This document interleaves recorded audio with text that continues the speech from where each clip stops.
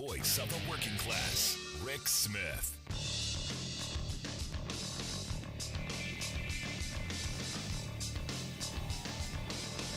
And welcome, brothers, sisters, working class heroes. This is the Rick Smith Show.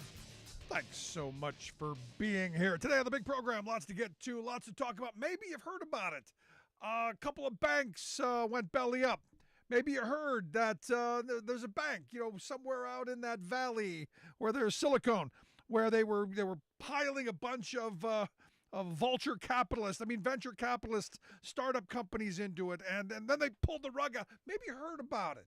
Maybe you heard about a couple of banks collapsed. Maybe you heard about another example of rich people doing what rich people do. And what's interesting to me is I couldn't help but think all weekend of, we saddle 18-year-olds with student loan debt. And we say, when you were 18, you made this choice. And, when you're 45 and 50, you still got to pay for it. That was your choice. No bailouts for you, kiddo. But our billionaire venture capitalists, again, from the beginning, started funneling their startup money into one bank. We come running with the checkbooks, don't we? We come running to bail them out because again, they create this environment that if we let one fall, the dominoes keep going. And this is another one of those amazing moments. One of those amazing moments where you go, evidently, not just apparently, banks need brakes just like trains do. And I got to wonder how long these banks were on fire before someone noticed, before they derailed. And this is, again, it doesn't matter to me whether it's banks or it's trains or whatever. This, again, is another story of the rich people telling us, trust us this time. Well, we learned our lesson. We won't do it again. No, we couldn't possibly do it again. I mean, we've learned from the last 500 times that we've screwed you over. This time will be different. And look, we're going to hear all kinds of right-wing, blathering. Oh, it's the woke crowd made them do it because they were investing in solar panels and green technology and some other things. It was the woke agenda. It was Biden. Biden's got the switch. There's a switch in the Oval Office that makes inflation go up, gas prices go up, and, of course, banks to go belly up. Yeah, that's it. Never mind the fact that, again, deregulation on steroids, where we've gone, no, we trust you smart people. We trust you smart people to do the right thing. We're going to give you rich people everything you could possibly want because, of course, you're smart. You know what to do with all of this money. You know what to do with all of this power. You're going to be benevolent.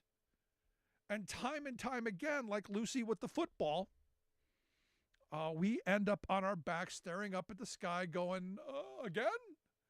And somehow surprised that it's happened again. And here we are, another bank being taken over by regulators. Where it's got me going, why is it taking this long? Again, we go back to, and we can go back further than the 2008 collapse. This is a both sides situation. This is both Democrats and Republicans. Deregulation has been the killer of the working class. But the part that gets me, and the thing that has me most furious, is because, look, we hold those 18-year-old kids who take out student loans, we hold them accountable. You're going to lead a life of having to pay those loans back. Stay in mom's basement. But these companies, we bail out. And the story, Axios had it, that pointed out that the executives on Friday before they announced, literally hours before they announced that they were going to be taken over by the feds, they doled out their bonuses. They doled out their bonuses. And you go, wait a second. Now, look, this is for work that they did back in 2022. Now, this is 2023. We're 3 whole months into this year, 2 in a couple of weeks. That was all last year. That was the good year. We earned those bonuses. That's ours. Again, they're getting their bonuses. They're being made whole while the people who've deposited money in their bank and trusted these people to care for their resources are being left out into the cold. Now, me, this is one of those moments where I'm going, lock them up. I know President Biden came out and said, he's committed to holding people accountable. We're going to hold people responsible. We're going to do all these things. We're going to strengthen oversight. Yeah. Regulation. Yeah. We hear this every time. And for me, I said, what is accountable these days? What is fully accountable? The president said we're going to hold these people fully accountable. What does that mean? Does that mean prison? Does that mean restitution? Does that mean they have to give the bonuses back? Does that mean we'll only give them a little bonus? Does this mean that we tar and feather them in town square? What does this mean? Because we never hold these people accountable, ever. In 2008, when they brought this country to its knees, how many people went to jail? I can think of one, Bernie Madoff. Well, maybe that Raj guy too. But they were obnoxious about it. What about all of the people who seem to be the same characters who are doing it again? It's remarkable to me that we never hold anybody accountable. There's never any accountability for the wealthy. But for working people, it's absolute. So think about 2008 with me, if you will. You think about all those people who lost their homes because these criminals crashed our economy. And the government had to. We're told we had to. And look, I believe we did have to, or it would have been much worse. But we went with the checkbook wide open. But did we help mom and pop? Did we help people who were losing their homes? No. And this is where working people have had enough of it. This is where working people are finally going, you know what, maybe let them fail. Okay, fine. Maybe we're all going to take it on the chin. But I want to see these people on the street corner with a tin cup. I want to see these people finally lose something. Because the wealthy never lose, because they're never playing with their own money. It's always somebody else's. They always set someone else up. Here's the thing. We always hear about moral hazard. If we give those poor working people, like $300 a month, to feed their children. Those kids are going to get used to eating and they're going to get lazy. That's a moral hazard that I don't know that we as a country, I don't know that we can do that. $300 a month. But $250 billion to bail out no worries. All good. Now, again, this is another one of those stories. You go back to Clinton undoing Glass-Steagall in a bipartisan way. Remember, bipartisanship. Gotta love bipartisanship. Whenever you hear bipartisanship, grab your wallet, working people, because you're about ready to get screwed, which is why I'm not a huge fan of it. The only time bipartisanship actually happens is when it benefits the wealthy. Anytime we do something in a bipartisan fashion, rich people are smiling. Poor people are getting screwed.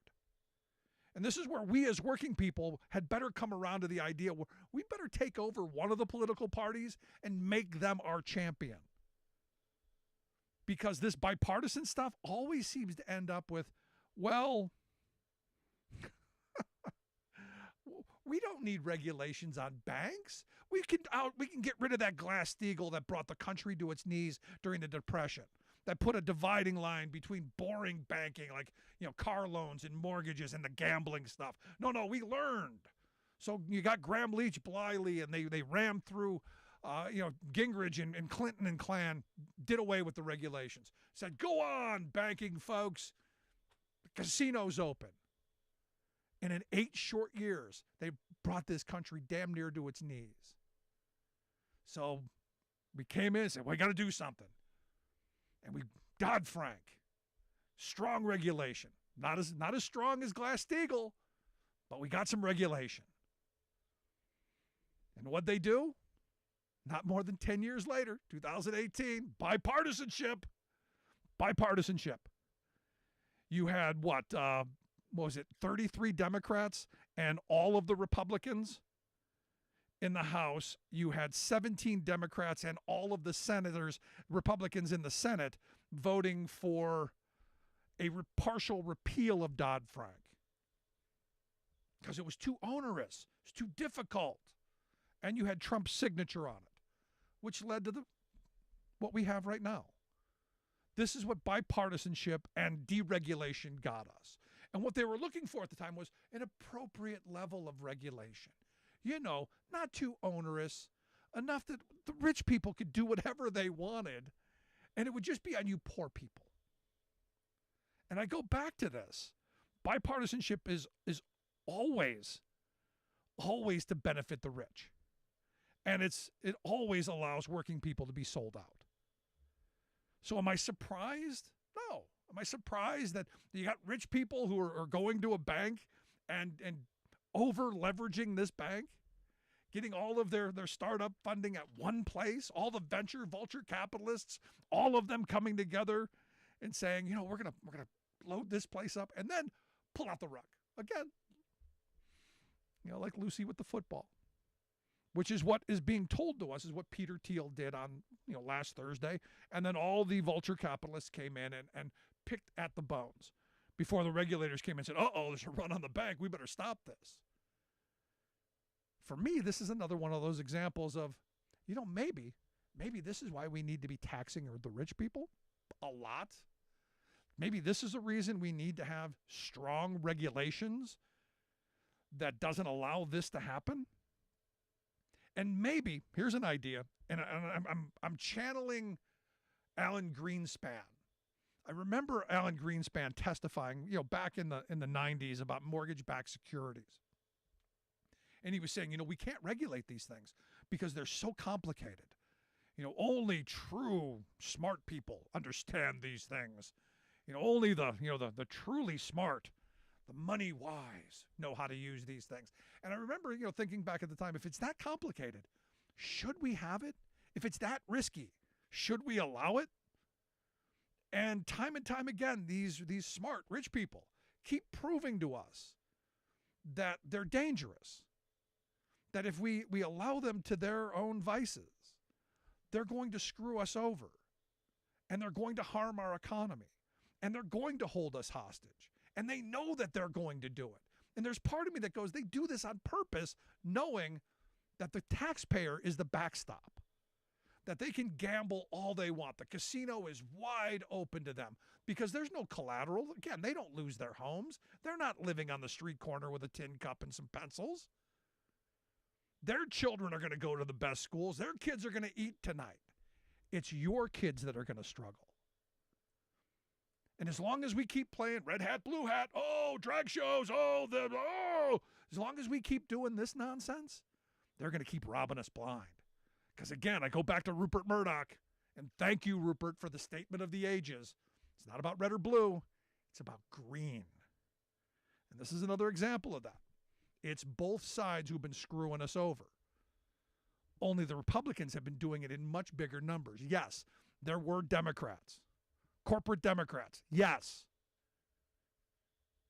But the mass of the Democrats were saying, hey, look, this is bad. Elizabeth Warren, Bernie Sanders, they were out there screaming, this change is going to bite us in the you-know-what. And that's exactly what it's done. So for the president, you know, President Biden, I want you to hold people accountable. I just want to know what that means. And I'm going to ask you, you know, what does that mean? What would accountability, what would proper accountability be? Jail, is that proper?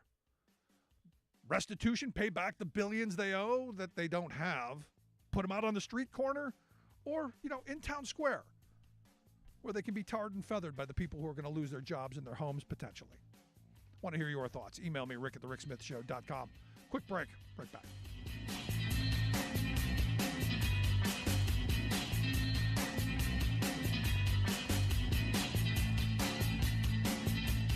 We are AFGE, the American Federation of Government Employees. We represent 700,000 federal and D.C. government workers who are the vital threads of the fabric of American life. We support our nation's military. We take care of our nation's veterans. We protect our nation's borders. We respond to our nation's crises and natural disasters. We provide services to our nation's seniors. The American Federation of Government Employees. We work for America. The phone lines are open.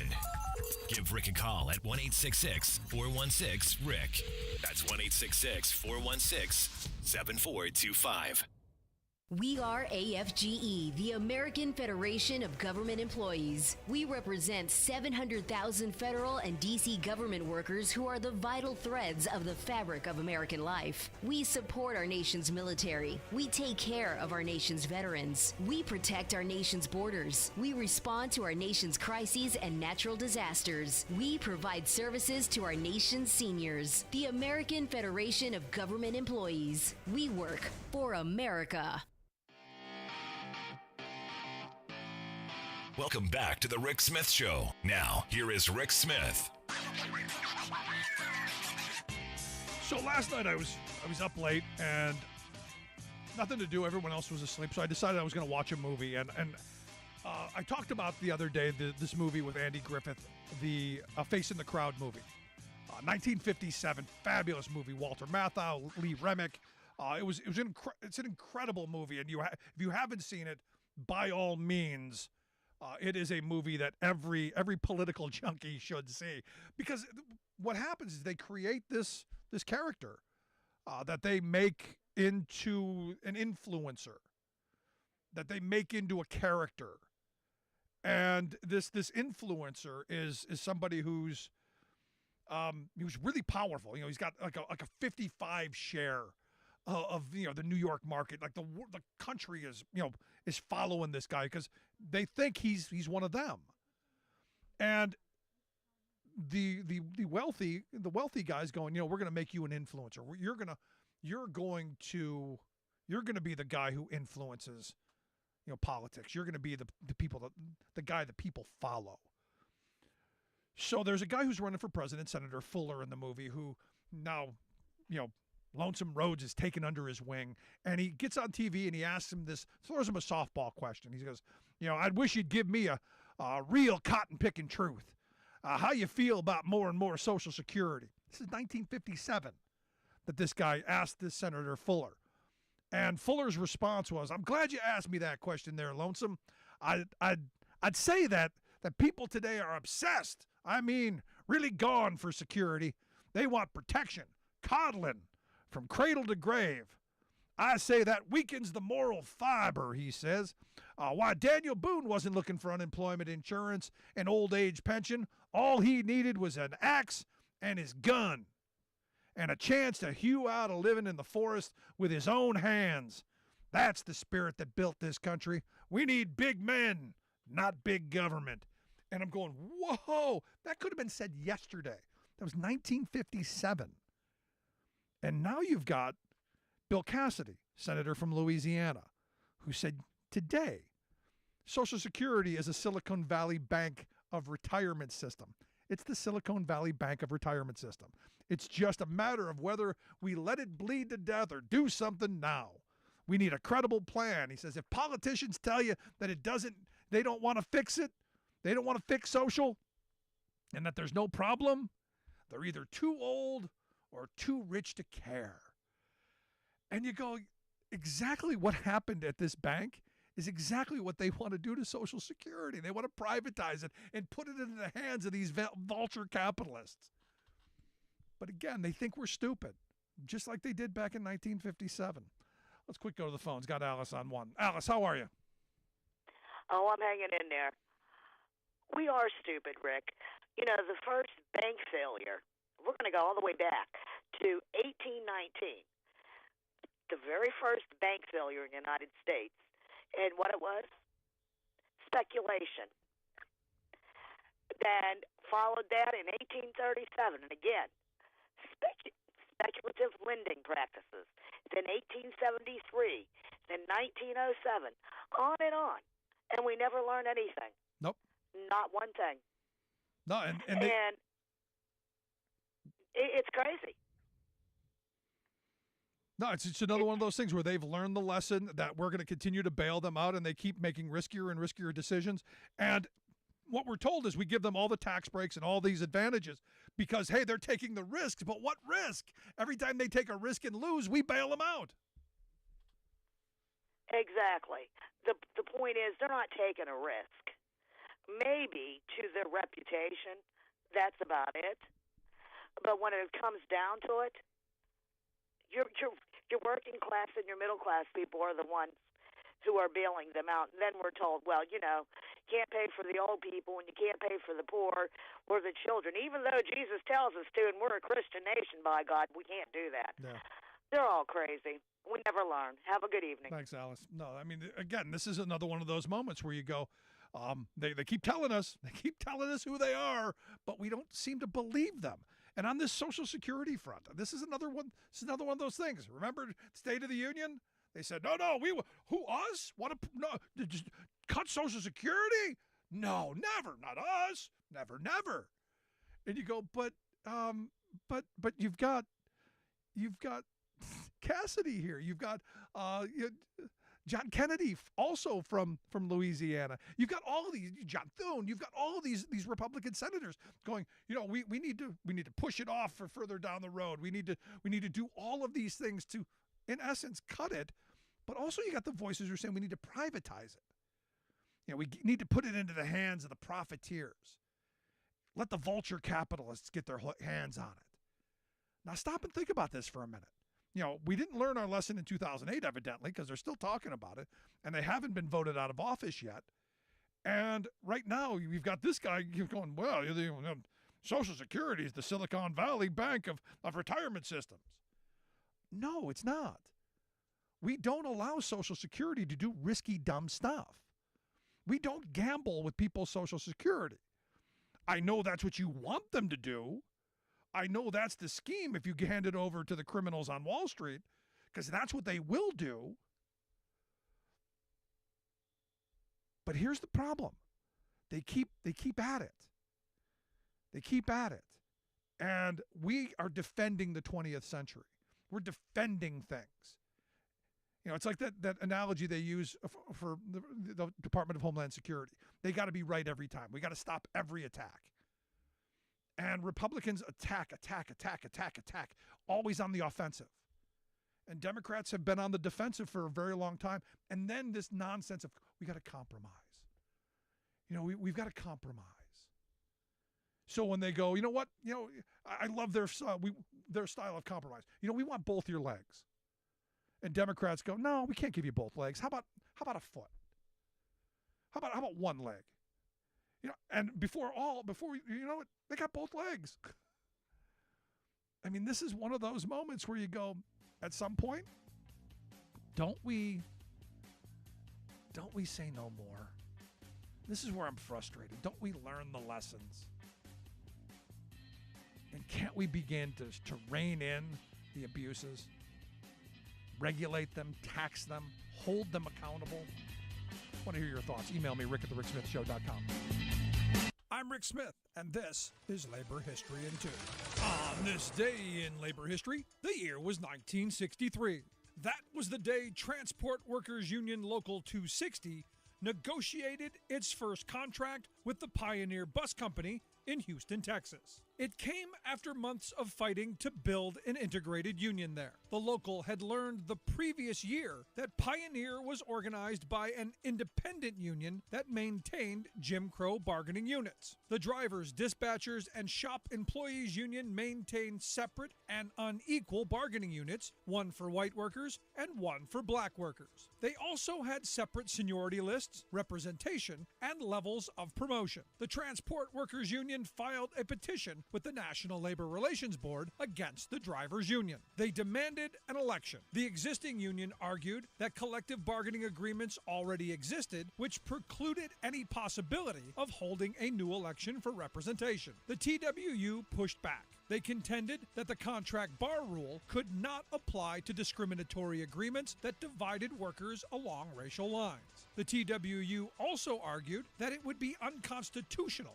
for the board to uphold Jim Crow contracts. The board agreed with the TWU and threatened to decertify the drivers' union on the basis of racial discrimination. They concluded that where the bargaining representative of employees in an appropriate union executes separate contracts or even a single contract discriminating between Negro and white employees on racial lines, the board will not deem such contracts as a bar to an election. In the days before the 1964 Civil Rights Act, the board drew from Brown versus Board of Education to issue its ruling in December of 1962. The TWU won the election by a 3-1 margin and championed the end of Jim Crow at Pioneer.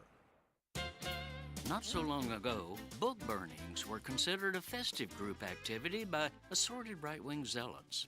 Today, though, burning seems so old-fashioned and, well, crude.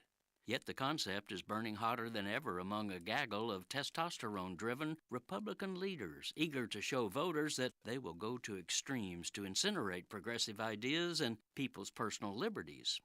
Rather than lighting bonfires, though, the new fad for GOP politicians is simply to use government power to ban the offending books, thus saving the expense of matches and lighter fluid. It might not surprise you to learn that our Lone Star State's extremist political operatives are leading today's book-banning frenzy. One Jonathan Mitchell, for example, is going from town to town pushing Texas Republican office holders to pass local ordinances he labels safe library patron protection. Yes, patrons, censoring what you can read is necessary to protect you. The GOP ban prohibits libraries from having books, videos, etc. that contain, quote, immoral content, which he defines as depictions of nudity, sexual behavior, mentions of masturbation, LGBTQ life, etc. It's also autocratically homophobic, making it illegal for librarians to display LGBTQ flags. He even concocts a right of right-wing vigilantes to enforce the ordinances, authorizing bounty hunters to roam the countryside suing local libraries and individual librarians. To spur this political malice, Mitchell's scheme provides a $10,000 reward for every violation a vigilante finds or fabricates. This is Jim Hightower saying, of course, repression doesn't recognize state borders, so the pernicious idea of paid library marauders is spreading across the country. To help defend your freedom, go to American Library Association, ALA.org.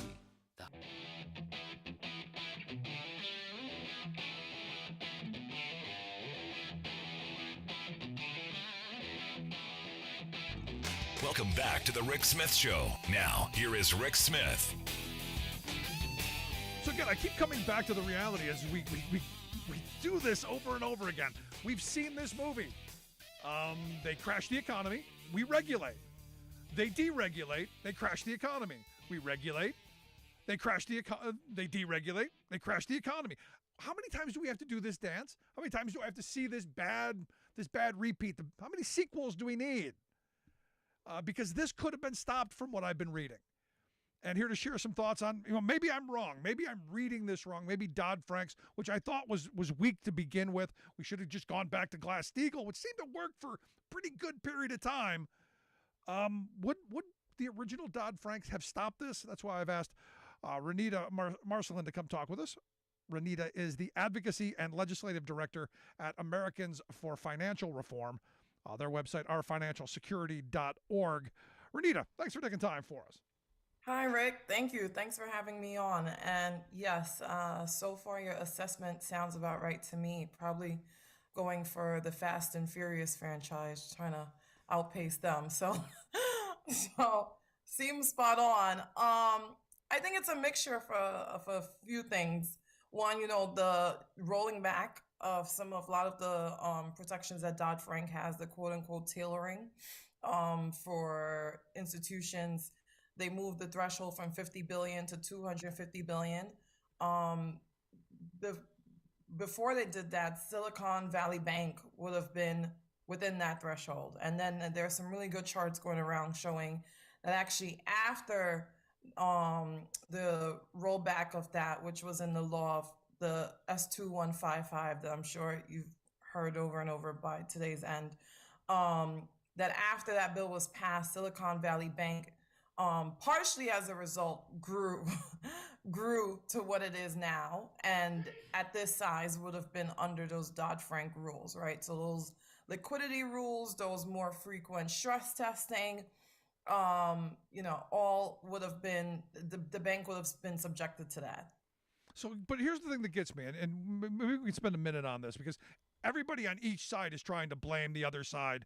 You've got the Jesse Waters of the world and the fake news over at the F channel going, this is the woke agenda. The woke-tivists did this. And then you've got, people like me going, this is what deregulation gets us. This is Trump's signature on this deregulation. This is what happens when you don't tax rich people enough. This is what happens when you have such outweighed power in the hands of these vulture capitalists.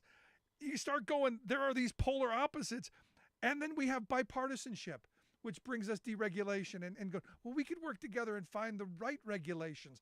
I'm going, at some point, we working people have got to stop this. So I guess I'm struggling in this moment why this is happening again and again and again, and why we put up with it.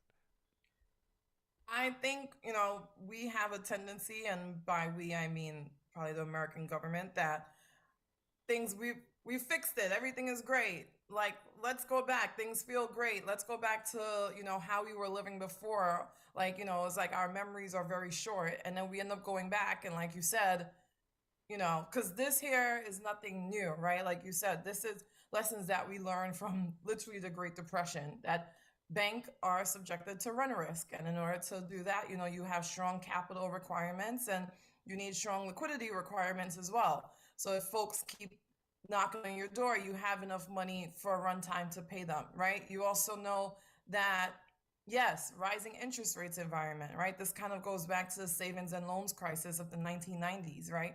Rising interest rates, we've been in a period of low interest rates for so long. These are things to hedge, right? So what happened there? And then also there's the supervisors, right? From the San Francisco Fed to, the Board of Governors in DC, like what's going on there? We know Qualls, back when he was a vice chair of supervision, specifically told supervisors to have a bit of a light touch, right? And I think that's a verbatim quote. And we see, what's going on here. Like, is no one looking at these at the portfolios to see how much securities they have, and it's being subjected to this interest rate risk, and then your hedging strategy is not also going up? So this is all things that could have been prevented. And I want to underscore the point that we see how, and whether folks want to debate whether it's right or wrong, but we see how well our government can mobilize for institutions and large investors and VCs and such. And there's some merit to it, but if I'm not meeting my bills, or if I'm going broke, or like most Americans, like I get slapped with an overdraft fee, right? Like people aren't coming to bail me out. That would be nice for a plane ticket or two, but it's not happening. So, we see this asymmetrical response and how, the government treats these large institutions versus consumers and everyday people. Yeah, no, this is my point at the beginning. We hold 18-year-old kids accountable for their student loans that they took out. And sorry, you knew what you were doing, and you're going to spend a lifetime paying those off. But these people, we bail them out every time. Why can't we let them fail? Why is it that they know we're not going to send them to the street corner with a tin cup and pencils? They know it. So that whole moral hazard argument they make on, we can't give those poor people $300 a month to feed their kids because, hey, they'll get used to it and they'll get lazy. Can't we make that same argument for our vulture capitalists? Yeah, I mean, I think absolutely. I think, we still need to grapple in like what banking is in this country. Like, is it going to be a utility, or is it going to be a private enterprise, right? And there are the people out there that are like, pull your boots up by the strap, or however that saying goes, pull your bootstraps up. Pull yourself up by the bootstraps. Yes, exactly. I tend to forget it because it's such nonsensical. But anyways, But as we see here, clearly, we could apply the same philosophy here, but we don't. And we're it's really unfortunate, like how we choose to define crime, how we choose to define who needs, assistance, because again, it's not your everyday folks. And Yeah. yeah, it's I'm, it's I'm it's glad you brought unfortunate. up crime. I'm glad you brought up crime because I got to tell you, um, hours, literally hours before you're saying it's going broke, you're taking bonuses. Literally hours, you're distributing out bonuses. You don't have the money to pay your depositors, but you're going to put money into your own pockets. And you've got the president. And look, I like Joe Biden. I think he's doing a good job. I like a lot of the things he's done. But to say we're going to hold people fully accountable, what does fully accountable mean if those people aren't in shiny handcuffs? How come we don't give those people bracelets and perp walk them when they're doing this kind of stuff? That to me would be the beginning of fully accountable. Yeah, I think again the issue is, and I'm still, gathering what exactly has happened. I think there's been, some reports on that exactly. But for example, going back to Dodd-Frank, there were rules for executive compensation and limiting that and incentivizing folks not to go out and take these ridiculous risks only to end up paying themselves in the end. And those rules, right, under Dodd-Frank, it's been 13 years, if I can count properly, they have not been written as yet. Right. So there's that. And again, right, assuming all of this, and even if now there's been lots of other instances of that, how we choose to define like what is wage theft, for example, or what is something that is morally wrong is very skewed because they do it and like, well, it's in our contracts and it's a perfectly legal thing. But, to the average person, this like violates every notion of fairness that we have. Or simply, oops, we didn't, Yeah. oops. We promise not to do it again until the next time. Yeah.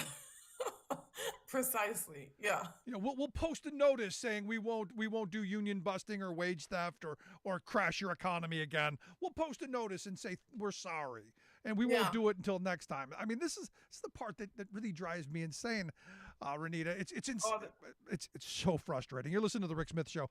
We're here with Renita Marcelin. She is the Advocacy and Legislative Director at Americans for Financial Reform. OurFinancialSecurity.org is their website. We'll get links out on social media how you can take a look at this. So this is the point. I guess we're going to start bailing them out. We don't know how deep this is going to go yet, and I have no idea how bad this is going to get. But it's apparent to me we're gonna do what we always do. We're gonna open up the checkbook and go, yeah, we bailed you out again this time. How do we again?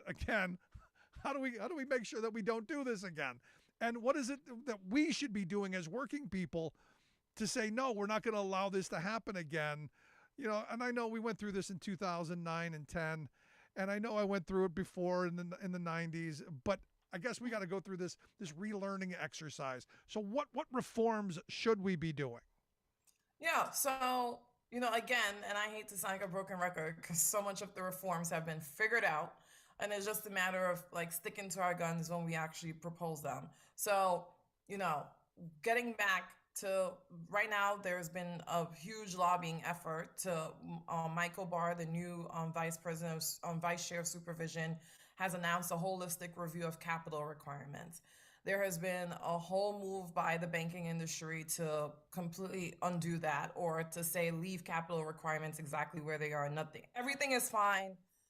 And then now this happens. So I think first and foremost, this is like raving, like red flag that everything is not fine. And we need strong capital requirements. We need strong liquidity requirements, right? Like we need to not lose sight of the ball again. Stress testing, right? Like how often are these banks tested? What are they tested for? Are these stress tests actually stressful? And, redoing that. We have the international body that sets regulations and rules for banks across the globe, known as the Basel Committee. They have announced new rules, and again, there is this effort you see to already diminish those rules or to delay their implementation. Lawmakers should be vigilant against these cries because we know what we need, right? the matter is just, do we have the political courage to do it? And I think it's time to show that we do. And then going back to this idea of deposit insurance again, if we're going to say banking is a utility, then it's time it's regulated as such. And like, let's have that discussion in the public discourse. But right now, we're treating it as a utility, but regulating it as a private enterprise. And then we see, episodes like this, and everyone is like, whoa, whoa, whoa, wait a minute. And fairly so, right? If you think that depositors should be made whole every time, and that's a fair thing, right? Like, that's a fair position to take, that's fine, but it shouldn't be done on this ad hoc basis where, we're going to bail out folks because now it's unusual and exigent circumstances. This is going to be in the public discourse, and there's going to be the accompanying rules that make sure we don't have to do this every couple of years. And I think that's the issue that's really taking folks, like yourself and myself, really to task, is like, if we're going to have this implicit guarantee, then it needs to be better rules. No, absolutely. And the other part of this is, Peter Thiel's name is being thrown around an awful lot as someone who triggered this. And I don't know what your thoughts on this is, but the reality is, you look at our banking system, and the fractional banking system, runs on banks can happen when you have panics. So this kind of one-off could seriously trigger a mass panic where we're running on all the banks, where people are going, no, I want my money now. And I don't know. I don't believe the banks have all our money for easy access and disposal, because they've lent it out and they've done other investments with it. So this is bad all the way around, to have someone like Thiel and these other vulture capitalists, pulling this shenanigans as they did. Yeah, I think it just underscores the need for us to get these rules that we've learned so long, that to get them right, because now we're entering this new banking system, right, where we see this bank run that has happened, not playing out in the streets with long lines, but literally people using their phones at home, just taking out money, and it's all happening in like 48 hours while everyone is probably sitting on their couch watching The Last of Us or something. All right, like we're entering a whole new phase of banking. And if we don't get the basics right, which we've learned, right, deposit insurance, capital requirements, liquidity rules, how are we going to face the banking system of the 21st century? And I think this underscores, like, this is a really good episode to underscore that. So last question I've got for you. Obviously, this is what you follow. What are you paying attention to this week? Because clearly we're still at the beginning of what's coming. What are you expecting? Are there more failures to come? Is this going to stave off, the recent, hey, we're going to open the checkbook. We're going to make sure that everyone's made whole, so there won't be more runs. What are you expecting in the coming days? Yeah, I'd like to see one. We've had reports this morning about a bunch of other mid-sized banks. First Republic.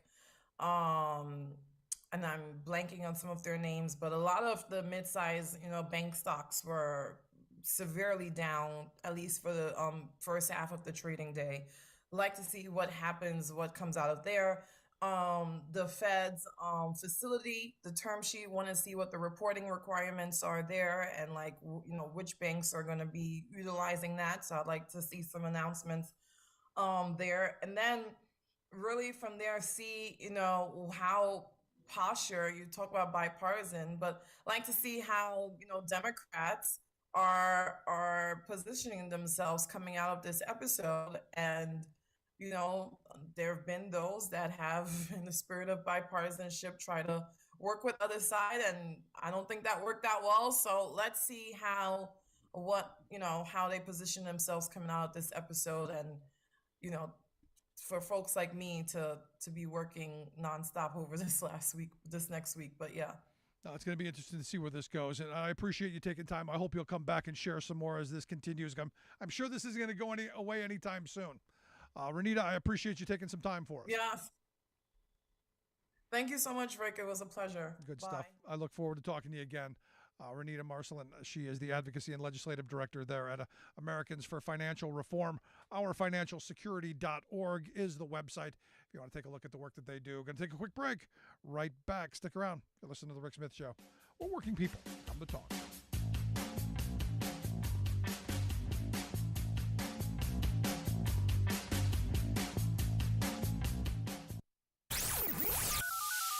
The phone lines are open. Give Rick a call at 1-866-416-RICK. That's 1-866-416-7425.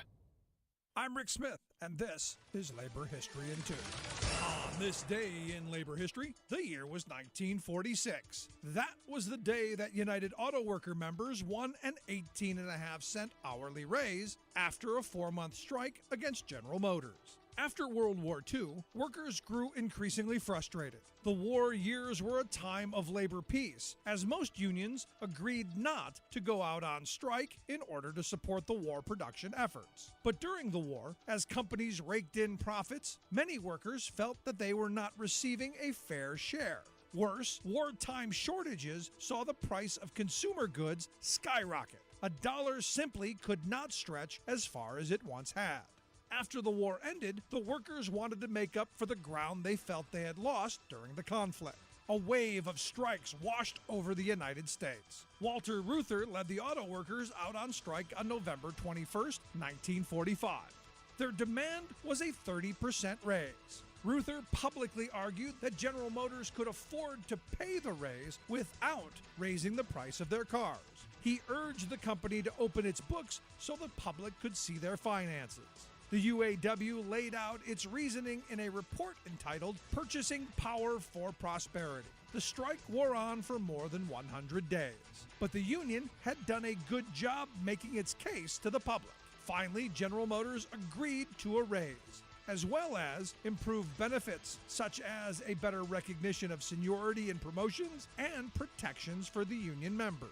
The contract was seen as a huge step forward for organized labor to take a seat at the table with capital. The strike and its settlement solidified Reuther as the leader of the UAW and a powerful voice for workers. Labor History in 2 brought to you by the Illinois Labor History Society and The Rick Smith Show. You're listening to The Rick Smith Show, where working people come to talk. Again, I come back to this. The reality is we've seen this movie again and again, and we continue to go, no, you rich folks. You, by all means, you're the smart ones. You know what to do with all the money, and they do hoard it for themselves. And we end up again and again and again picking up the tab and never hold anyone accountable. Let's go to the phones. Got Angie and Oshkosh on line 1. Angie, how are you today? I'm great. How are you, Rick? I am good. What's on your mind? Oh, hold on. Let me put you on speaker. I just want to talk a little bit about accountability. This, as far as like the rich folks, I look at them like hoarders. Just like if you watch the TV show Hoarders, they hoard money. They have so much of it that they could make the world a better place, but they just can't get enough of it. And the other thing about accountability, I feel like you should start with locking them up, period. Just locking them up. But I get a little bit more harsh than that. I probably shouldn't say this, but I'm going to. I believe we should go back to hanging in the public. Oh, wow. Street. I was just going to tar and feather, but you're going right there.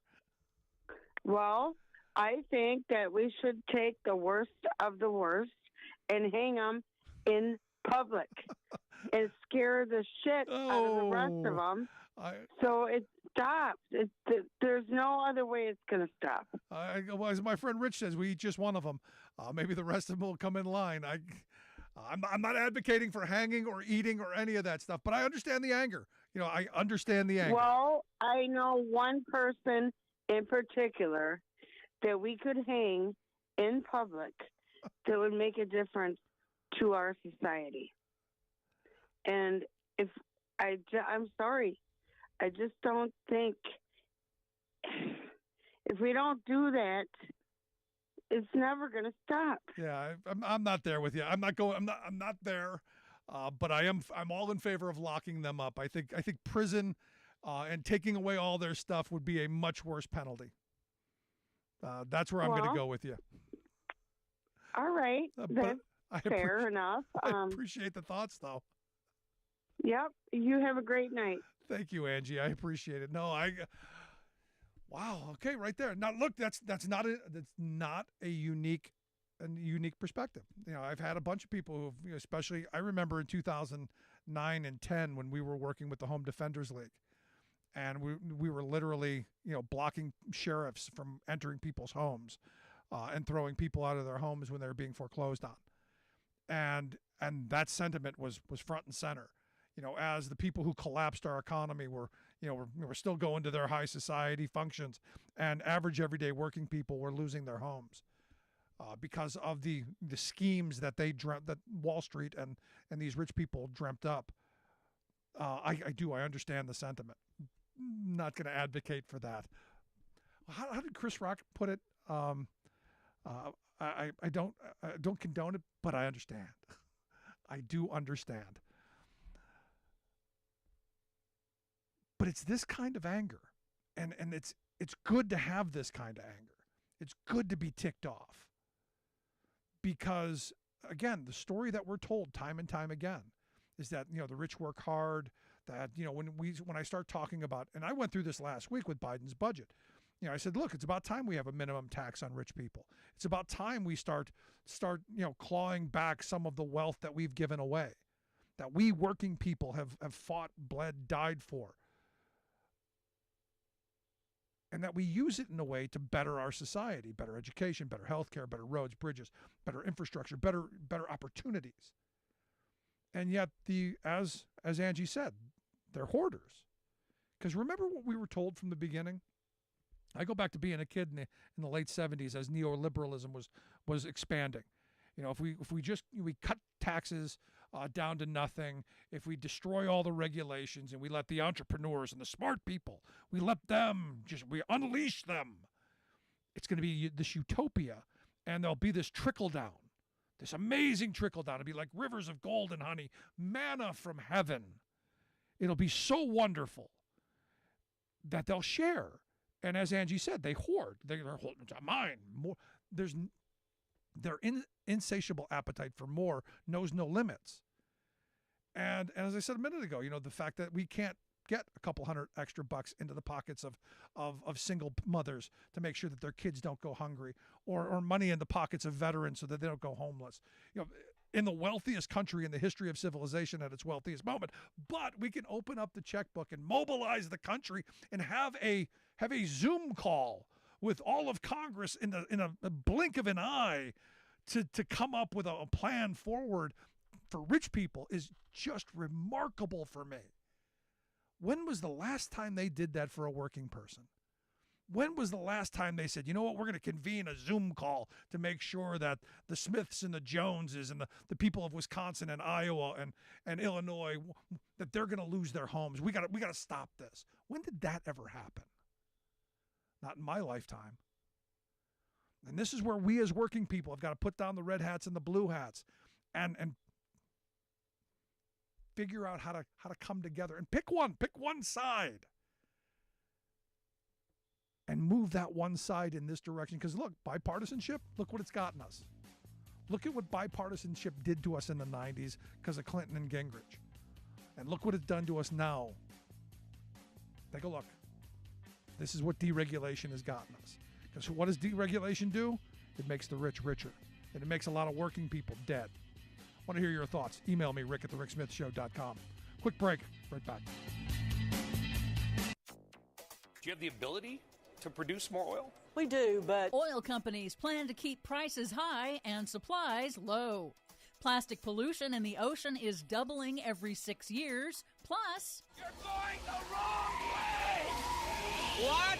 You're going the wrong way! CO2 emissions reached record levels in 2022. All of those wrong way stories and more straight ahead from BradBlog.com. I'm Brad Friedman. And I'm Desi Doyen. Stand by for 6 minutes of independent green news, politics, analysis, and snarky comment. We want oil, gasoline, natural gas because it's cheaper, better, and much more powerful. It's April Fool's Day. Actually, it's March, but we know who the fool is. This is your Green News Report. Okay, Desi Doyen, it does sound like we got a lot of stories about going the wrong way here today. Yes, unfortunately, we do. Emissions of carbon dioxide reached a record high in 2022, according to the International Energy Agency, with countries emitting more carbon dioxide in the last year than in any other year on record dating back to 1900. It's due to a rebound in air travel from the pandemic and countries increasing use of coal for electricity amid Russia's invasion of Ukraine, disrupting global energy supplies. Annual CO2 emissions remain below pre-pandemic levels, so that's good, and the rise of wind and solar energy plus electric vehicles have helped offset the increase in fossil fuel pollution. So the emissions that are happening now are theoretically only temporary? Define temporary. I'd rather not. In other news, a new peer-reviewed study finds that methane emissions from agriculture could add nearly 1 degree Celsius of warming to the climate by 2100, even if fossil fuel use is drastically reduced. Also not good. Researchers calculated emissions of potent climate-warming methane from the production of meat, dairy, and rice, and warned that without changes to curb methane in the food system, the world is likely to overshoot temperature targets in the Paris Climate Agreement. Heads up, U.S. retail gasoline prices are on the rise again and are likely to go even higher in coming months because the oil industry is reluctant to increase production while it's pulling in record profits. Of course. At an energy conference in Texas this week, the CEO of Occidental Petroleum, Vicki Hollub, told CNBC that they are focused on buying back shares and won't increase production to lower prices on American families. Why not use more of that money to drill more wells, to pump more oil, to theoretically bring down prices? Well, actually, I think prices are in a good place right now. I bet you do. And I think gas prices at the pump are not so bad at this price. So I think it's optimum. For you, it's optimal. For everyone else, it's terrible, lady.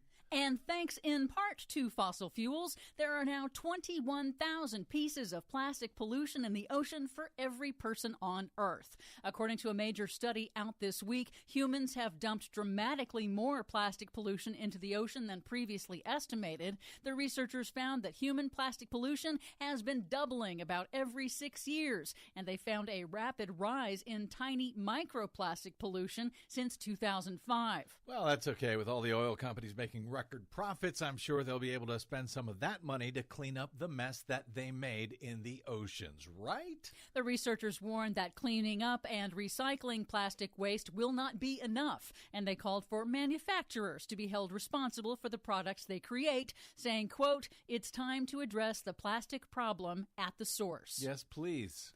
But some good news. Finally. Australia, for the first time in its history, has rejected an open-pit coal mine. This one was set to be near the Great Barrier Reef. Last month, Australia's Environment Minister rejected an application for the massive coal mine, citing the risk of water pollution and irreversible damage to the reef.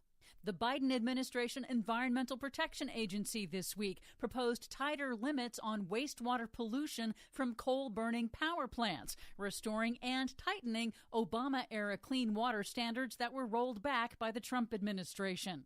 Finally, yes, it is still a fact that electric vehicles really are far cleaner than gasoline-powered cars, and that's even when factoring in the need to increase mining for battery production.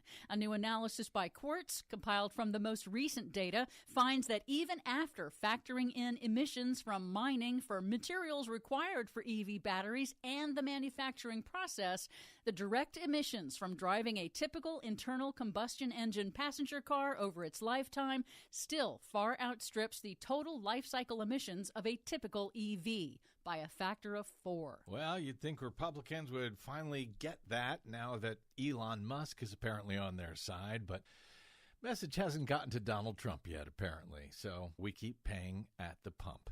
For much more on all of these stories and the ones we couldn't get to today, check out our website at greennews.bradblog.com.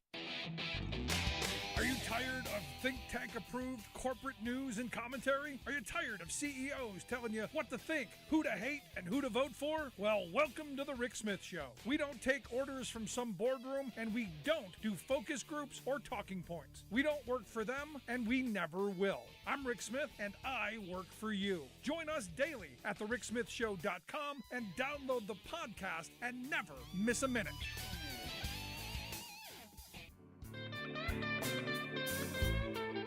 Welcome back to the Rick Smith Show. Now, here is Rick Smith. So one of the things I find interesting about all of the talk around the Silicon Valley Bank, SVB, and all of the Signature Bank and all of this is, the Dodd-Frank talk. Evidently, Barney Frank is on the board of Signature Bank, and they got into trouble. I guess crypto is part of this.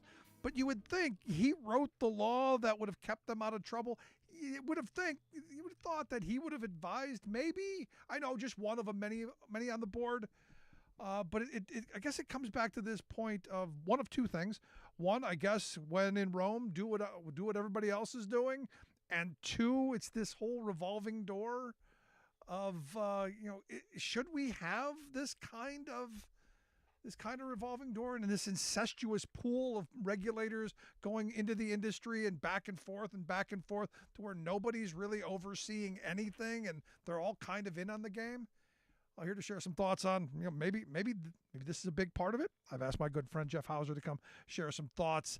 Jeff is the executive director of the Revolving Door Project at the Center for Economic and Policy Research. Their website, therevolvingdoorproject.org. Jeff, thanks for taking time for us. Love to be here. So I got to tell you, that's one of the more interesting things that I came across. You got Barney Frank on this board. Look, I guess everybody needs a job after they're out of Congress, but he's making a good bit of money on this. You'd think maybe he would have advised a little bit better. Yeah, Barney Frank to some extent. He had a long and largely positive career in Congress, but Dodd-Frank, Dodd is almost his first name at this point because Dodd-Frank is obviously the most publicly significant aspect of his legacy in Congress. And that legacy is valuable to the financial sector. Barney Frank is good with the media and is always quotable and is he's an influential guy. He can make things happen. He can change the perception of an idea. And honestly, he was probably never quite as liberal as people thought he was. Some of this is just being one of the early out LGBTQ members of Congress gave him an appearance of being more progressive than I think he probably was to some extent. But also, if you're on the House Financial Services Committee and you're looking to your future, you might want to carve out a sector of the banking industry with which you have a good relationship so that you can revolve out into a very comfortable semi-retirement, which is what Barney Frank has done. And he's very engaged. He's still intellectually active, and he is still eminently quotable, and he is still influencing American policy. So in 2018, when Signature Bank, when he was on their board of directors, was looking to change Dodd-Frank to make it easier on what are called the regional banks, these large banks with assets between $50 and $250 billion, Barney Frank was a very good voice to have on Signature's behalf. And he was referenced by a lot of the senators who provided bipartisan cover to make Dodd-Frank not just a big part of the Trump legacy, but unfortunately, roughly 1/3 of U.S. Democratic senators voted with a unanimous Republican Party in favor of the deregulation that made these bank failures likely and, in fact, maybe in some ways inevitable. Yeah, 33 Democrats in the House, 17 in the Senate, and they were able to get that over the 60 for the cloture vote. And as I said at the beginning, it's amazing how bipartisanship always goes against working people. How the only time you see bipartisanship really work, it's to the benefit of the wealthy. Yeah, it's like a satirical movie where there's this back room of elites, with cigars and cackling laughter at what they're getting over on the ordinary people. Just bankers are elites. They cultivate elites. They know how to cultivate elites. They give them money, and they do so in a way where they genuflect at the brilliance of a Barney Frank. They make him feel special, smart, influential, and well paid. And the result is what we've seen, which is yet another bailout. Yeah, but here's the thing. I mean, I have had a bunch of people tell me that Dodd-Frank, as they passed it originally, would have probably stopped this from happening, or at least would have raised more red flags. Now, personally, I at the time was saying, can't we just go back to Glass-Steagall? That seemed to work for quite a bit of time. We didn't have to completely screw that up during the Clinton years. And I was told, no, this is better. This will stop all future this. Clearly, it did not. Well, I mean, the Dodd-Frank structure did work better, and like the banks of the size that are still receiving the full scrutiny, Dodd-Frank didn't solve all problems with those banks, but it did make them significantly more stable. But this is kind of almost a caricature of lack of stability. The two that failed, then Silvergate, which failed a couple of weeks ago, and some others that got close to failing, are the banks that got in with crypto. They got into the Silicon Valley tech bubble, and they behaved in kind of embarrassing behaviors. SVB, the Silicon Valley Bank, did not have a chief risk officer. Literally, they kept the position that is supposed to determine whether or not you're behaving in a risky manner, was not filled for 9 months in 2022. I mean, maybe there's a reason why banks have chief risk officers. It does look like it. But one reason you could get away with not having a chief risk officer is that you don't have a regulator regularly providing stress tests. And a stress test is just a semi-fancy way of a pretty simple concept of, okay, let's imagine things like interest rates suddenly go up or other shocks to the economic situations occur. What would happen? Let's model this out. Let's play out a scenario. You own this stuff. What would it be worth under this scenario? Would you have enough money to cover all of your depositors? And no one tested Silicon Valley Bank. No one tested Signature because the 2018 Senate bill made these banks, they deemed them not big enough or complicated enough to merit this sort of scrutiny. So if I'm getting what you're saying right, then this was a perfect place for the quote unquote smart people to then go and park their money, as the SVB did with all these startups, because as I understand, they had an outweighed number of startups and certain kinds of vulture capitalist investments going in there that maybe you wouldn't be as undiversified in other banks. So is that? I'm guessing that what happened? Yes, that would be if you would design a stress test specifically for the back. Hey, welcome back. Oh, so yeah, that briefly blipped out. So ordinary people have nothing to worry about because they're not going to be carrying more than $250,000 of cash in a bank account. But larger corporations can, and so all of the corporations, basically, a majority of businesses in the Silicon Valley area that are startups were banking with Silicon Valley Bank.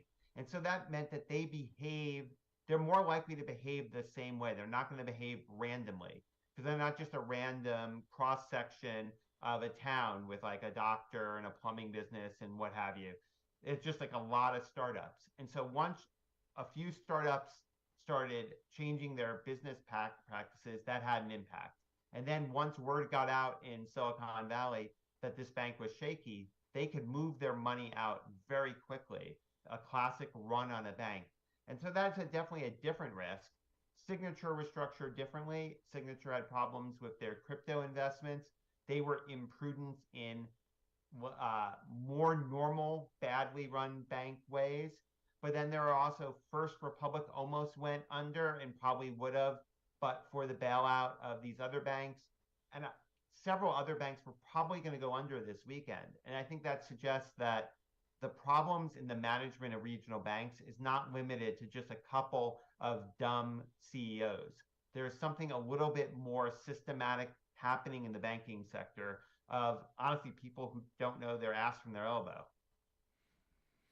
And, you need regulators to force people to learn that basic anatomy. Yeah.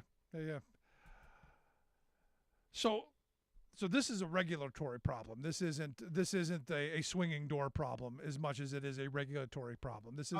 So it's you need the law to empower the regulator or to force the regulator to do their job. It is also likely that the the law took something from mandatory in terms of testing and made it discretionary.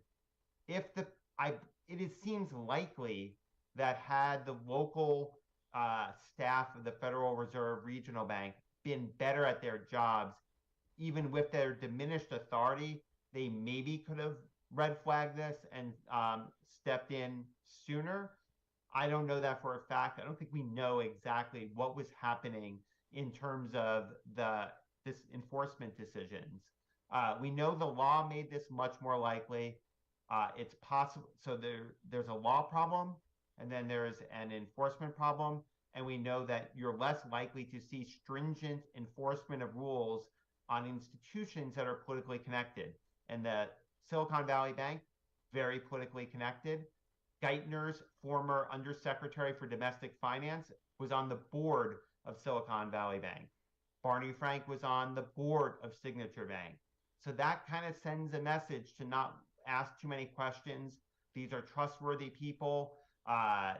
These are good people. These are Democrats. Like, they probably believe in banking reform, and it probably makes regulators a little less inclined to do their job.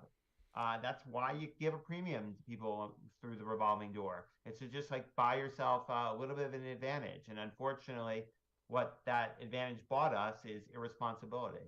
So this is another reason why we should have some kind of a block where if you're on the Financial Services Committee, or if you've served in Congress, or if you've been a regulator, you can't go back and forth.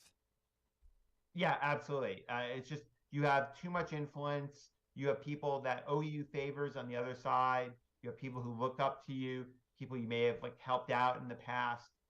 The favor bank is a thing that exists in all walks of life.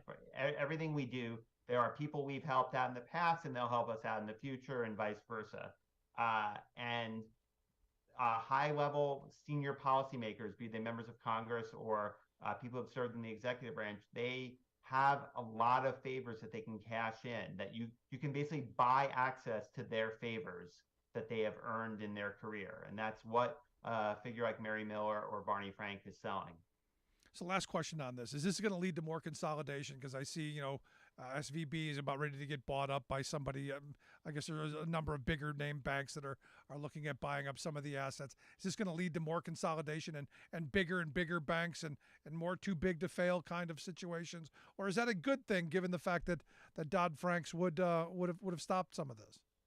I mean, you're asking good questions. There's definitely been a tendency towards bank consolidation. It reduces the level of service. I mean, part of why people are going to Silicon Valley Bank is that apparently the quality of service, customer service was very good. That's what they were focused on, and they did that well. And in general, I think if you are running a small to medium-sized business, you're going to get better service at a regional bank. But you are also at risk. Now, it could play out a couple of different ways, because right now maybe people think I can stay at a smaller bank because I'm going to get bailed out even if they go under. That's the moral hazard argument, and that's a real concern. There's definitely been a decision made by the Biden administration and many of its key regulators to try to push back against further banking consolidation. But it is the preference of regulators when they're dealing with a failed bank to try to pair up as much as possible with a going concern bank. It's a lot easier to just move accounts and deposits over. It's easier for the customers, and it's easier for the regulator than getting in the business of selling loans one by one or something. So I think there'll be at least a little bit more consolidation, and that's a bad thing. But what I hope we see, and I believe President Biden is now supporting, is an effort to revisit the 2018 Senate Bill 2155, the CRAPO bill, the deregulation, because unfortunately Elizabeth Warren's been proven right. That bill is a disaster, and we need stringent regulation, and we need to make sure that we are not socializing all the losses, which is what goes on right now. Risks are taken, people get rich, and if they lose, we all lose. I'm right there with you. And look, the reality is I don't want to see more consolidation. You listen to the Rick Smith Show. We're here with Jeff Hauser. He's the executive director of the Revolving Door Project at the Center for Economic and Policy Research. The Revolving Door Project.org is their website. You can take a look at that. We'll get links out on social media. The reason I bring up consolidation is I know there's a kind of a push right now at the FTC, the Federal Trade Commission, to maybe start looking at possibly some point down the road doing something, maybe some antitrust stuff that might actually happen. And I see one of the commissioners is making a noisy exit, this Christine Wilson, which I think a lot of people are happy to see her go. I wanted to get your thoughts. Yeah, so Christine Wilson is kind of the paradigmatic Republican appointee to an independent agency. She is completely corporate captured, but so corporate captured that she doesn't think she's corporate captured. She thinks her ideology and the interests of American business, there's no separation between the two. She is pro corporate America as far as she possibly can be. And she has been outvoted on the FTC consistently 3-1. I mean, occasionally 4-1 when the previous Republican was still on the commission. But it's kind of depressing to lose 3-1 on everything. And so Christine Wilson decided, well, I'd rather make a lot more money, so I will quit, but I'm going to leave my job before there's a new Senate confirmed Republican. I will weaken the Republican Party. I will deny the FTC a Republican voice because I want to get rich. But I will make it seem like I'm a martyr, or at least I will convince corporations that I'm a martyr, because when I resign, I will claim that I am resigning because Lena Khan, who's a super nice person, is she projects Lena Khan as if she is this dictator who is running American capitalism into the ground or something. And she wrote this incredibly wonky, salacious, or I don't know how to characterize it, but this overwrought series of complaints with Lena Khan, and it got featured in places like the Wall Street Journal that took it at face value. My God, there are scandals at the Federal Trade Commission. Lena Khan, she's out of control. And basically, it's just a way for Christine Wilson to get out all of her grievances while justifying quitting her job early so she can make big money even sooner. Yep. And also, to make it sound like, the FTC is illegitimate, so that, when they do some things, the message machine on the right can go, look at the tyrannical government, breaking up these poor little companies who have monopolized industry after industry. And I would argue a lot of the inflation that we're struggling under is because of consolidation and the fact that the FTC has failed to do their job for so many years. Absolutely. The FTC is tiny. It has hundreds, but well fewer than 1,000 attorneys. They are battling against so many different big law firms that have 500, 1,000, 2,000 attorneys.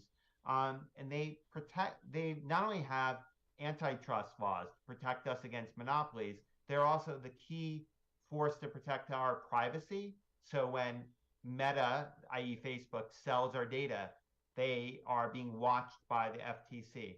Whenever anyone goes on television with a commercial, if they're lying, that's an FTC matter. So deceit in selling products to consumers, that is under the FTC is the cop on the beat for that corporate law enforcement.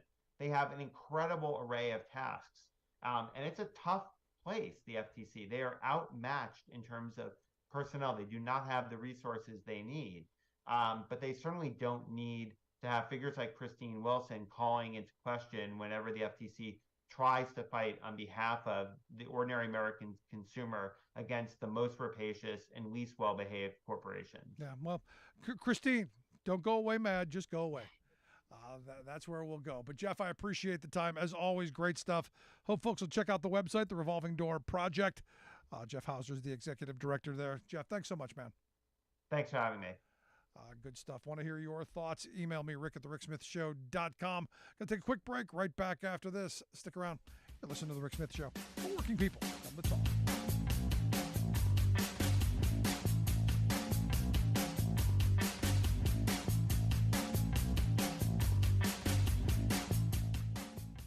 We are AFGE, the American Federation of Government Employees. We represent 700,000 federal and D.C. government workers who are the vital threads of the fabric of American life. We support our nation's military. We take care of our nation's veterans. We protect our nation's borders. We respond to our nation's crises and natural disasters. We provide services to our nation's seniors. The American Federation of Government Employees. We work for America. Welcome back to the Rick Smith Show. Now, here is Rick Smith. So, I was just reading an article earlier that was talking about these wannabe antitrust experts, and bringing up the FTC, the Federal Trade Commission, and how they were being trained for public service. And this is a perfect example of this revolving door. But they were being trained for public service by attending the Antonin Scalia Law School at George Mason University. They are the right-wing think tank university for every right-wing idea. They've got a think tank there. I mean, the fact that there's an Antonin Scalia Law School should be kind of a red flag. But they also happen to be the home of the Global Antitrust Institute. Now, you would think the Global Antitrust Institute would be about antitrust, but you would be so wrong, because it's funded by monopolists. So the big monopolies, these big, huge corporations are funding this Antitrust Institute because they want to write the rules of what antitrust is in their view. Again, protecting themselves, protecting their power, their interests, protecting their wealth against you, against me. And I've been saying for a very long time, who's going to be this generation's Teddy Roosevelt? Who's going to be the trust buster? Who's going to break up some of these huge conglomerates? Because understand, a big portion, and I think, I remember reading a guy who said, 55% of the inflation that we're suffering under right now is because of mass consolidation by these big corporations. You look at the oil industry. You got these big oil companies who are gouging us blind because they should be drilling like crazy. They've got thousands of leases. They should be drill baby drilling. And they're choosing not to.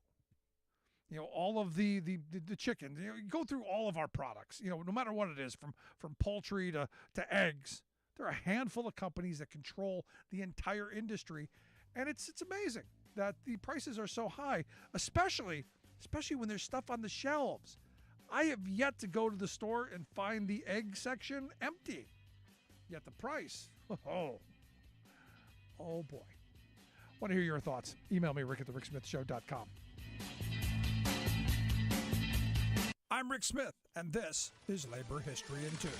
On this day in labor history, the year was 1946. That was the day that United Auto Worker members won an 18.5-cent hourly raise after a 4-month strike against General Motors. After World War II, workers grew increasingly frustrated. The war years were a time of labor peace, as most unions agreed not to go out on strike in order to support the war production efforts. But during the war, as companies raked in profits, many workers felt that they were not receiving a fair share. Worse, wartime shortages saw the price of consumer goods skyrocket. A dollar simply could not stretch as far as it once had.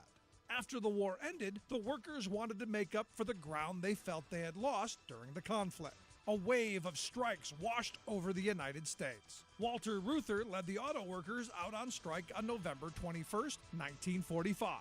Their demand was a 30% raise. Ruther publicly argued that General Motors could afford to pay the raise without raising the price of their cars. He urged the company to open its books so the public could see their finances. The UAW laid out its reasoning in a report entitled Purchasing Power for Prosperity. The strike wore on for more than 100 days, but the union had done a good job making its case to the public. Finally, General Motors agreed to a raise, as well as improved benefits, such as a better recognition of seniority in promotions and protections for the union members.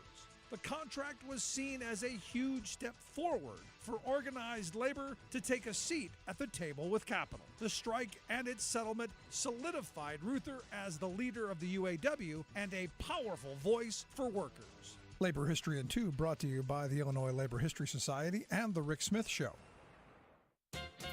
Not so long ago, book burnings were considered a festive group activity by assorted right-wing zealots.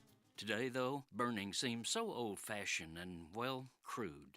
Yet the concept is burning hotter than ever among a gaggle of testosterone-driven Republican leaders eager to show voters that they will go to extremes to incinerate progressive ideas and people's personal liberties. Rather than lighting bonfires, though, the new fad for GOP politicians is simply to use government power to ban the offending books, thus saving the expense of matches and lighter fluid. It might not surprise you to learn that our Lone Star State's extremist political operatives are leading today's book-banning frenzy.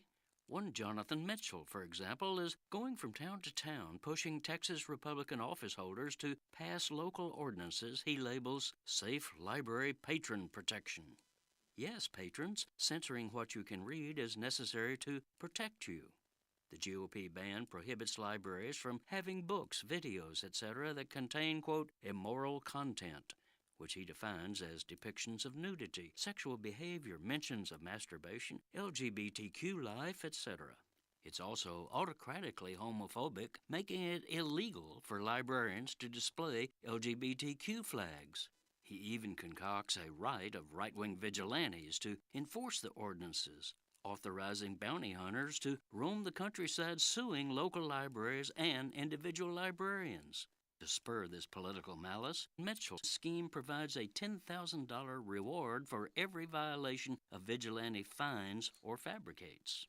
This is Jim Hightower saying, of course, repression doesn't recognize state borders, so the pernicious idea of paid library marauders is spreading across the country. To help defend your freedom, go to American Library Association, ALA.org.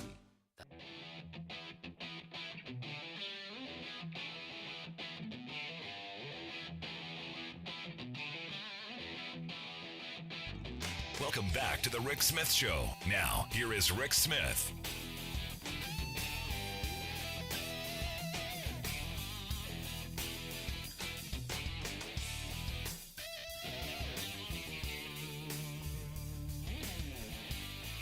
Welcome back to the Rick Smith Show.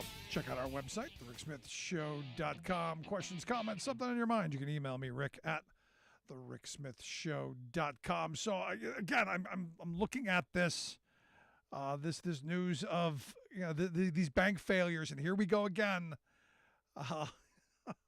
Here we go again, and here to share some thoughts on here we go again. Our good friend, former Ohio Congressman and political analyst Bob Ney. Bob, thanks for taking time for us. Hey, thank you, Rick. So here we go again. How bad do you think this is going to get? Well, the administration, stepped in today to make everything at least stable. Now, it can get worse if obviously the same thing happens, to other banks. But at least with the administration stepping in, the president making, some statements, that will be the, quick-term solution to not having, a run. But in the long term, this has to be looked at. And if you look at what happened to SVB, technically what happened, and it's been around for, about 40 years, so it's not a new bank. It catered to basically the tech sector, and the technical explanation, and I wanted to stress this, Rick, because there's technical explanation and then there's another side to this. technically it had investment decisions that were made a while back, and it had to raise some capital, and it was short on capital, which made quite a few people obviously alarmed. A lot of companies, tech companies, had their deposits there, and then they would withdraw large amounts. So it's not like a bank that it's 16th largest, but it's not like a bank that has a lot of deposits by the average person. So they cater to businesses. They cater to the tech business in particular. So the bottom line is that they needed more deposits. They started to sell off assets. The bonds, when the interest rates raise, then they needed to have more capital. And when they started to sell and people saw that, that's what happens. Now, that's the technical side to it. But the banking lobby has been on Capitol Hill. Nothing new. But just in recent months, they've been there to say, hey, we don't need as much regulation. You don't need to look at this as much. And, of course, that's been blown out of the water now. Haven't we seen this movie, though? I mean, wasn't this the whole reason for Dodd-Frank? I mean, I get so frustrated that, again, we do these bipartisan things. Oh, we're going to do bipartisanship. And it seems like every time we do something in a bipartisan way, it's working people who get the short end of the stick. Well, yes. If you go back, I was on the banking committee. Jim Leach from Iowa was the chairman. We undertook, the committee did, in a, quote, bipartisan basis. Yeah, no, Graham Leach Bliley was horrible. It was Glass-Steagall reform. I know. And we undertook it. Now, in 2007, and I chaired the housing subcommittee. I was chairman, and the ranking member was Maxine Waters. And when 2007 occurred, a lot of people out there were starting to say, well, Bob and Maxine really hurt the market because they wanted people to get loans. Well, we did.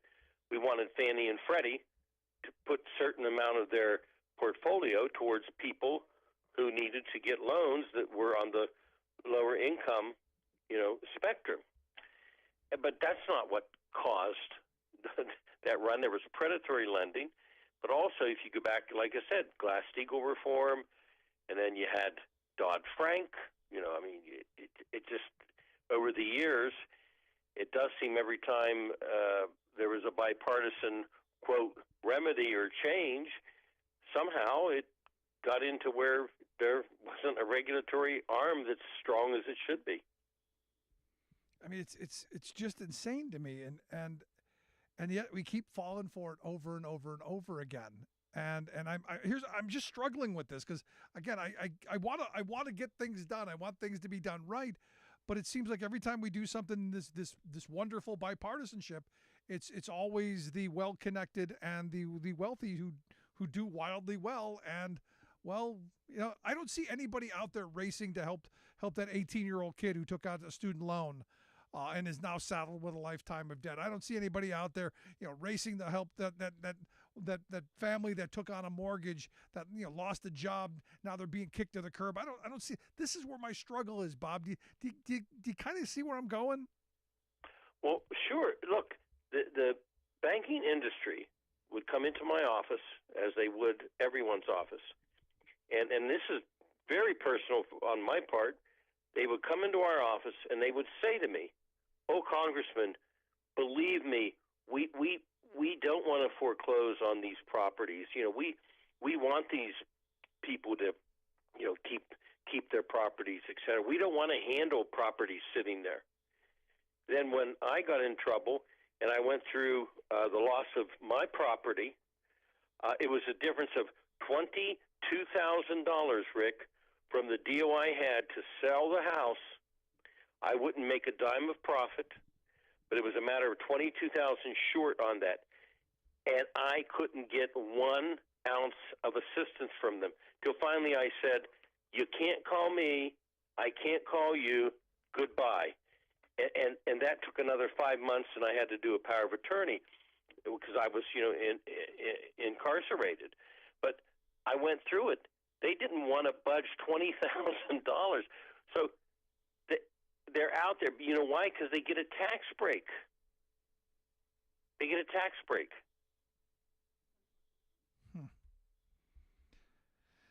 Again, I'm just frustrated and angry with this whole thing. As I think Americans are at this point tired of bailing these banks out and these vulture capitalists out. I mean, this. So let me ask you, as a former legislator, what would you be doing today as a legislator? What's the direction forward? Because there's anger and there's frustration. At least that I have it. How do we use this in a constructive way? Well, here's part of the problem too. I gave you an example of of what I went through. A lot of people go through that. So, in one hand, they have to be held accountable to try to help people to not, be foreclosed on property, and also, helping people to, acquire loans and get into housing. But right now, here's part of the problem too. The banks, they're too big, quote, to fail. They're too big to be prosecuted. We all know that. That's what they say. And so they can do things that if somebody else did these things, an average citizen would, know of dangers, manipulate any form of money, which is what they do, they would be jailed. But not, they've sort of got everybody by the shirt, because what are you going to do? You let them fail, and then people lose their deposits.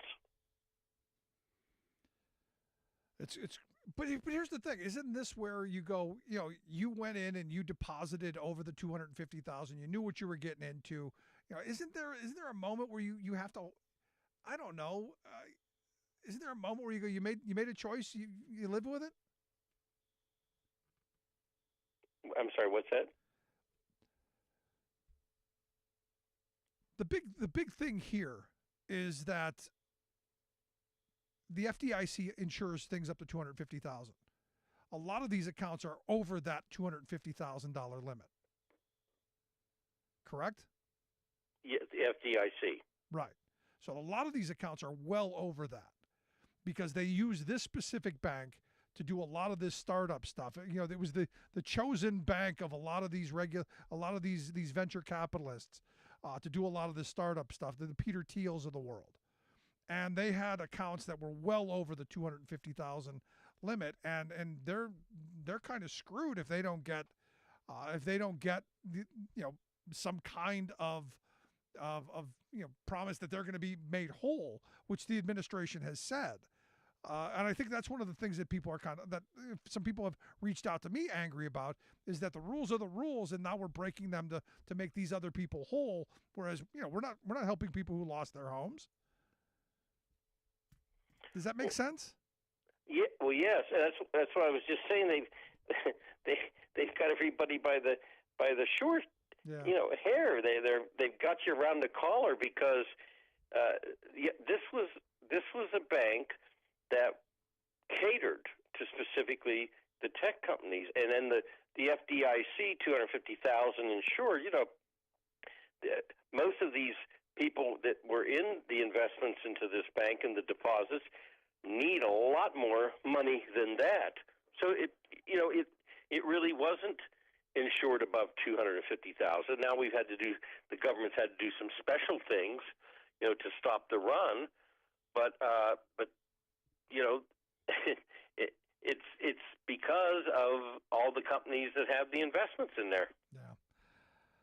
Let's move on to something different, because this is driving me insane and making me angry all at the same time. And I don't know how much more upset I can be about this. Because again, we're not going to help those students who took out student loans. We're not going to help seniors who are paying for prescription drugs through the nose. We're not going to help homeless veterans. We're not going to help hungry children. But these vulture capitalists who continue to do this stuff, we're going to open the checkbook. It's fine. Don't worry about it. It's infuriating. Let's talk about something even more entertaining. Donald Trump. Have you seen the latest comments from Trump saying that evidently he never had any relations with Stormy Daniels? No, I haven't. Yeah, he's now denying that he had an affair with Stormy, and I don't know what the hush money was for if he didn't. Now, here's the thing. This is the weird thing. I might not actually I might not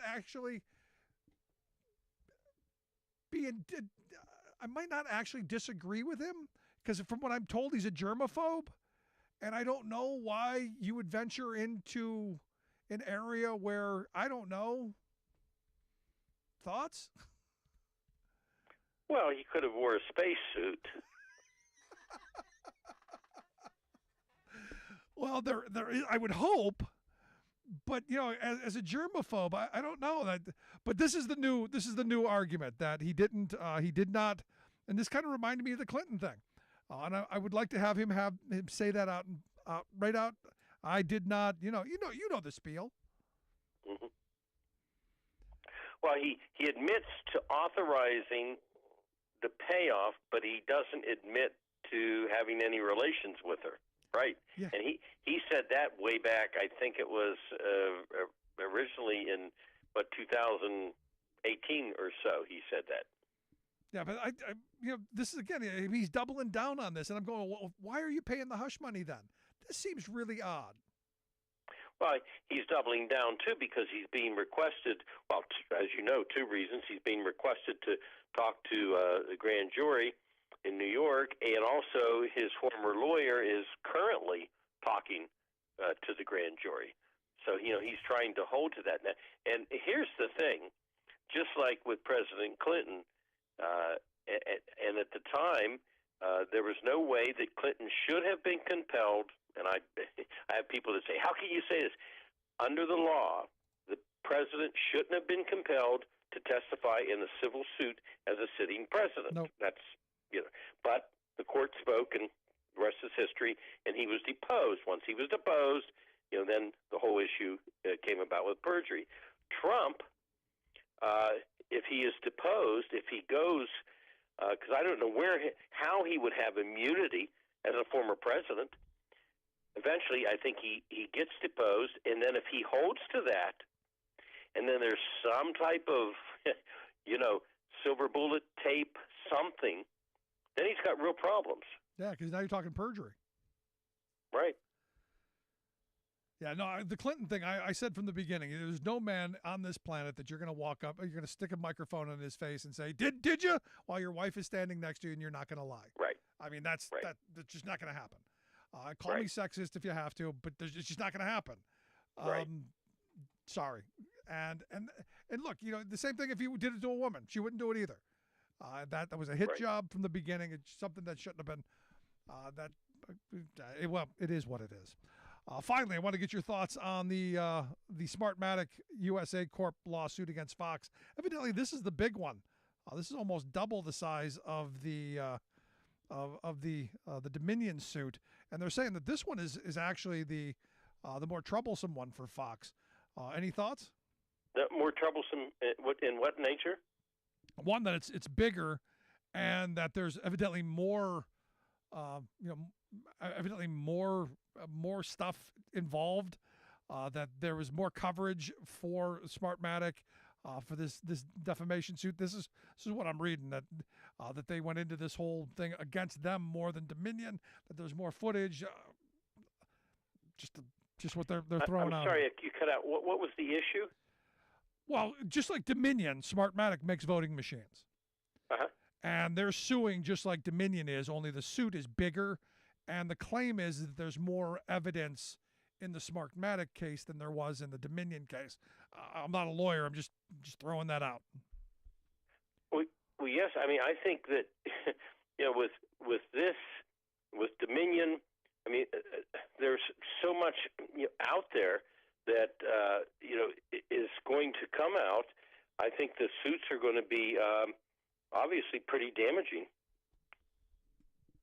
Well, we'll see where it goes. Bob, I appreciate the time, man. Thanks so much. Thank you. As always, good stuff. Our good friend Bob Ney. Going to take a quick break. Right back to wrap things up. Stick around. You're listening to The Rick Smith Show. or working people from the top.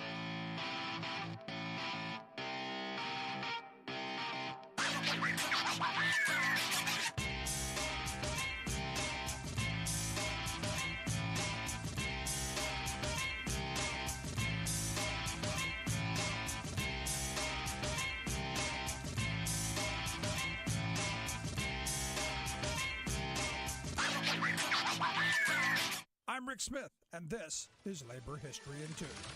On this day in labor history, the year was 1906. This is the day the world lost a great champion of women's and workers' rights, Susan B. Anthony. Born in 1820 in Massachusetts to a Quaker family, Susan is most well known for her tireless campaign to secure the right to vote for women. But did you know she was also a staunch supporter of women's rights in the workplace? She experienced the unequal treatment of women in the workplace firsthand. In 1848, Anthony was a teacher in New York, where she discovered that male teachers earned $10 a month to teach, while women only earned $2.50. Anthony became involved in the teachers' union, continually advocating for equal pay and advancing the call for the 8-hour workday. She encouraged women excluded from participation in the labor movement by men to form their own labor organizations. And in 1870, she helped to found the Working Women's Central Association. Anthony was often rebuffed and ignored by men in her effort to give women a greater voice in the labor movement. In 1869, she took a controversial stand during a strike of union printers in New York. During the strike, she encouraged women to participate in training programs to teach them the printing trade during the strike. She believed that this would prove that women could do the job as well as men. Because of her stance, many within labor labeled her as a strikebreaker. In the decades that followed, Anthony continued to build relationships within labor and encouraged women to participate in trade unionism. One of Susan B. Anthony's most often repeated quotes was, "Join the union, girls, and together say equal pay for equal work." A call to action that resonates today. Labor History in 2 brought to you by the Illinois Labor History Society and The Rick Smith Show. For more information, go to laborhistoryin2.com. Like us on Facebook and follow us on the Twitters at Labor History in 2.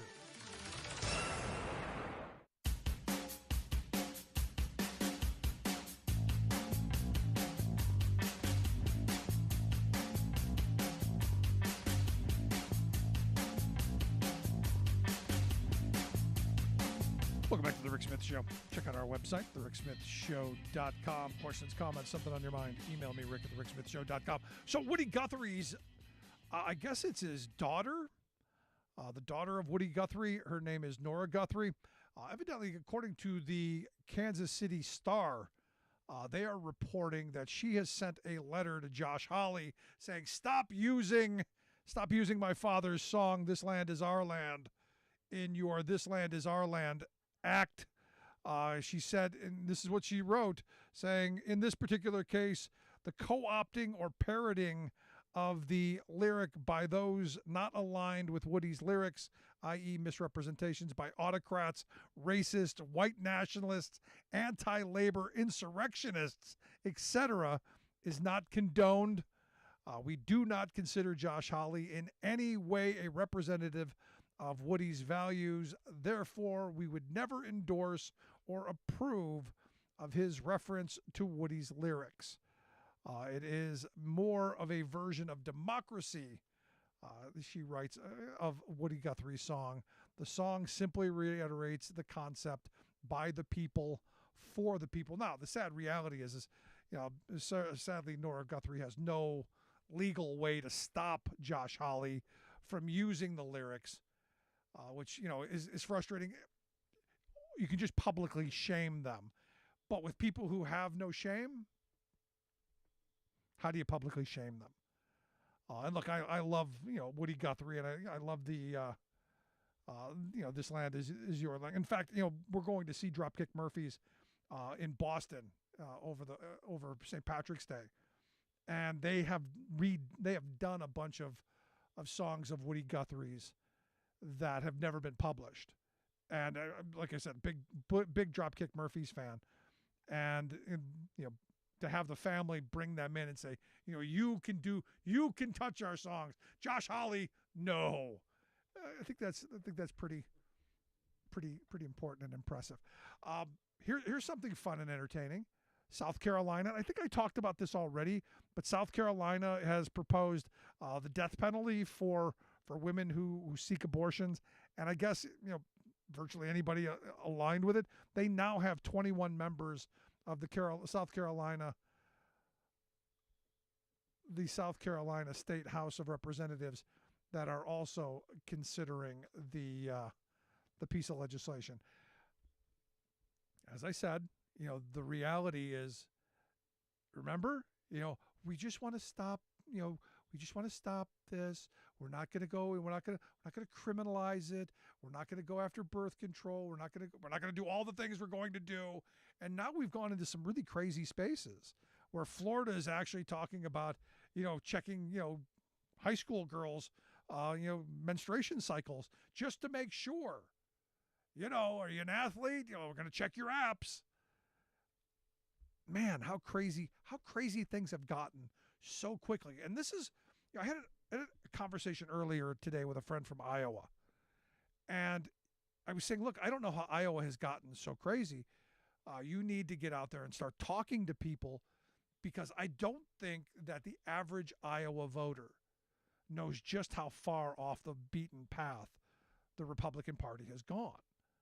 I don't think they know really what's being done in their name. For instance, if you went up to the average parent in Iowa, do you think they would be okay with their local public school or their local charter school or their local school? Because evidently we're going in whole weird directions in Iowa. Do you think they would be okay with that school partnering with corporate America to send your kid into the mine or the mill or the factory or wherever? And then there being a liability shield that if the kid got hurt, it's nobody's fault? Do you think the average citizen would be okay with that? And this is where I think, working class people better get out and talk to each other. So we're Democrats. You want to be the champion of working people? Get out there and expose what the Republicans are doing. And Republicans, stop doing it. If you want to be the champion of working people, stop attacking working people. There's an idea. Just a thought. But it comes back to, you look at all of the insanity. Now, I look at Michigan. Michigan's doing the right stuff. They're on the path to be the first state in the last 50, 60 years to repeal the no rights at work nonsense. This could start a wave. We should be pushing back on these horrible laws that don't make people's lives better. We've got nice slogans. Right to work. You got the right to work. But then again, there's no work and there are no rights. So what do you have? You have nothing. You've got a slogan. But good on Michigan.